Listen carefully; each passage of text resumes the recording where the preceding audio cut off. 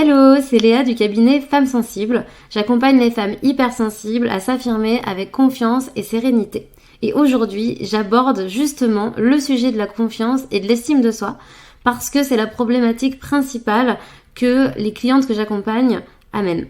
Pourquoi ? Parce que quand on est hypersensible, eh bien on a tendance à beaucoup cogiter, à trop se remettre en question et souvent même à se comparer.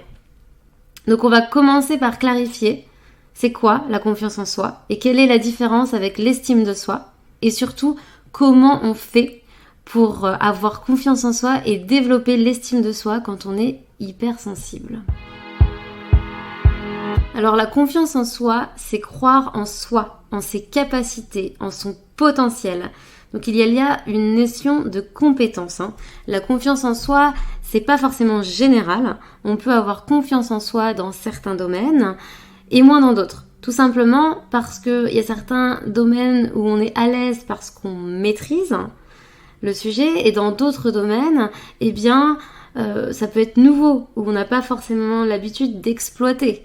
Donc, ça s'explique. Quand tu te dis « Oh là là, je vais pas y arriver, c'est trop difficile pour moi, j'ai jamais fait ça, qu'est-ce que les autres vont penser de moi ?» Bon, bah là, on est clairement dans une problématique de confiance en soi. Si, au contraire, la confiance en soi, elle est beaucoup plus générale, eh bien, il y a probablement un lien avec l'estime de soi. L'estime de soi porte sur la valeur qu'on s'attribue en tant qu'individu. Donc, avoir de l'estime de soi, c'est croire en sa valeur et s'apprécier tel qu'on est. Donc, quand tu penses que tu es nul, que tu ne mérites pas ta vie, quand tu te compares aux autres, que tu te trouves moins bien que les autres, quand tu ne te sens pas à ta place parce que tu te trouves trop comme ci ou pas assez comme ça, quand tu as peur de déranger, quand le bonheur des autres passe toujours avant le tien, quand tu ne te trouves pas intéressante, que tu n'oses pas prendre la parole. Bon, bah tout ça, c'est clairement une problématique d'estime de soi. Et la plupart du temps, c'est ça qui pose problème chez les femmes hypersensibles que j'accompagne. Donc finalement, la confiance en soi, ça porte plutôt sur le faire, alors que l'estime de soi, c'est sur l'être. Mais c'est très lié, parce que c'est difficile d'avoir confiance en soi quand on a une mauvaise estime de soi. Dans les deux cas, le manque d'estime de soi ou de confiance en soi est généré par la perception qu'on se fait de nous-mêmes et par l'image qu'on croit renvoyer aux autres, et non pas pour qui on est vraiment finalement. Et la bonne nouvelle, c'est que ça évolue et ça se développe. Pour cela, il faut changer la perception, l'opinion que tu te fais de toi-même et de ce dont tu es capable. Bon, alors tu me diras, on est bien avancé là. Mais on va aller voir maintenant concrètement comment faire pour s'aimer, pour s'estimer et prendre confiance en soi.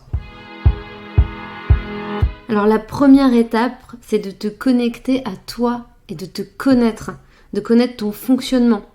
Qui es-tu au fond de toi ? Quelles sont tes qualités, tes forces ? Comment est-ce que tu vis avec tes pensées, avec tes émotions ?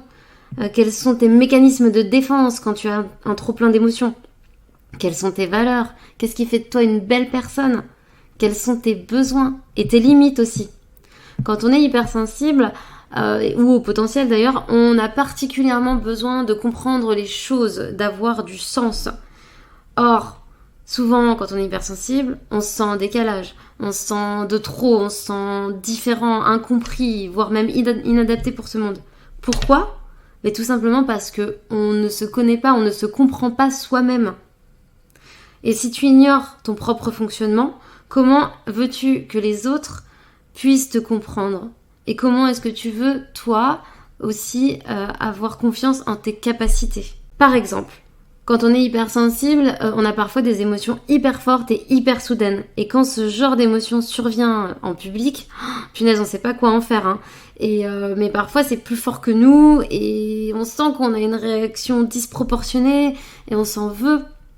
Et puis on se pose des questions du coup, mais comment ça se fait que je réagis comme ça ? C'est quoi mon problème ? Pourquoi je ressens ça ? Bon, voilà, pourquoi je suis aussi différente ? Bref, si tu connais pas ton fonctionnement, c'est plus difficile d'avoir confiance en toi. Donc moi, je t'invite à t'observer davantage. Plus tu vas observer comment tu penses, comment tu ressens, comment tu réagis, plus tu vas te connaître, plus tu vas pouvoir anticiper aussi tes réactions ou en parler aux autres finalement, hein. Donc pouvoir affirmer ta manière d'être, et ce sera plus clair et pour toi et pour les autres. Et donc tu vas renforcer ce sentiment de sécurité en toi. Et quand tu te connais, quand tu connais comment tu réagis, ce qui est bon pour toi, ce qui te met dans un état de bien-être, ou au contraire ce qui peut te mettre dans un état de stress aussi, ça te donne vraiment plus de sécurité intérieure et plus de confiance. Donc ça, c'est quelque chose qu'on va énormément travailler en coaching, hein, le fait de mieux se connaître. Et se connaître, ça te permet aussi de t'accepter tel que tu es, avec tes qualités et tes défauts, avec ta lumière et tes parts d'ombre. Oui, parce que t'as pas à être parfaite, ce qui compte, c'est vraiment de faire du mieux que tu peux et de t'aimer tel que tu es. Et comme on vit tous en relation les uns avec les autres, on a tous besoin d'être reconnus et acceptés pour qui on est vraiment, avec nos bons côtés comme nos moins bons côtés. Mais ça doit vraiment d'abord passer par toi et par le fait de t'accepter pleinement, d'accepter toutes les parts de ta personnalité et de t'aimer comme tu es. La confiance en soi, ça passe aussi par le fait d'affirmer tes valeurs et tes besoins pour agir en adéquation avec tout ça. Et une fois que tu te connais, que tu connais tes besoins et tes limites aussi, tu peux affirmer tes besoins. Tu peux poser tes limites, ce que tu peux accepter ou non. Et ça favorise grandement la confiance en soi parce que ton potentiel, il s'exprime bien mieux lorsque tes besoins sont respectés. Et ensuite, quand tu connais tes valeurs, ce qui est important pour toi, tu peux vraiment agir en adéquation avec tes valeurs. Et sache que chaque fois que tu n'agis pas en adéquation avec tes valeurs, tu diminues ton estime de toi. Parce que, tu fais quelque chose que tu ne valorises pas. Donc forcément, tu te diminues dans ton estime. D'ailleurs, je t'invite à te demander, ce serait quoi pour toi avoir confiance en toi ? Parce que chacun a sa propre vision de la confiance en soi. Donc, toi, personnellement, quelles sont les qualités et les compétences que tu valorises et qui feraient que tu aurais plus confiance en toi ?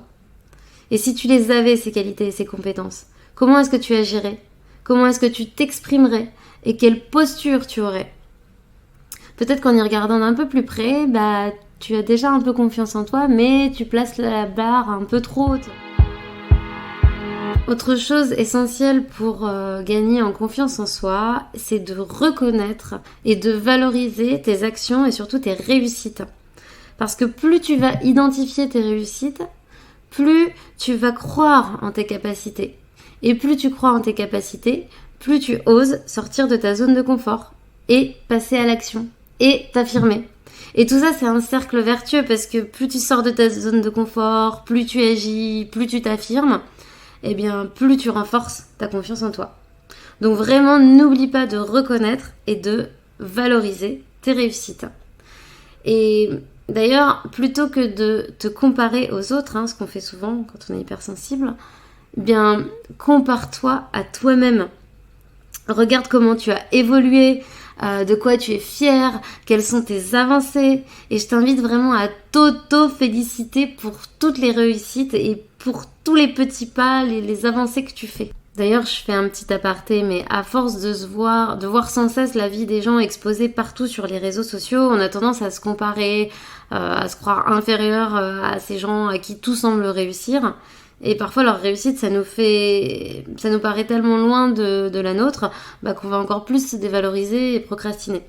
Donc, plutôt que de te comparer aux autres, vraiment, mieux vaut se comparer à soi-même, de comparer l'avant et l'après chaque petit pas que tu fais. Par exemple, si tu es quelqu'un de très timide, le jour où tu oses aborder quelqu'un, c'est déjà un grand pas et c'est important de te dire bravo. Il n'y a pas besoin que ce soit un truc de dingue.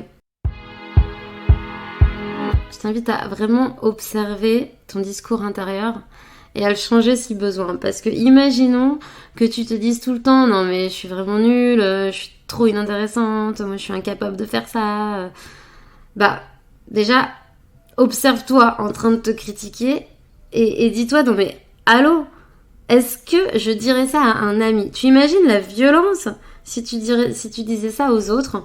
Non mais franchement, t'es trop nulle, t'es incapable. Non, on dirait pas ça. Alors pourquoi s'infliger autant de violence?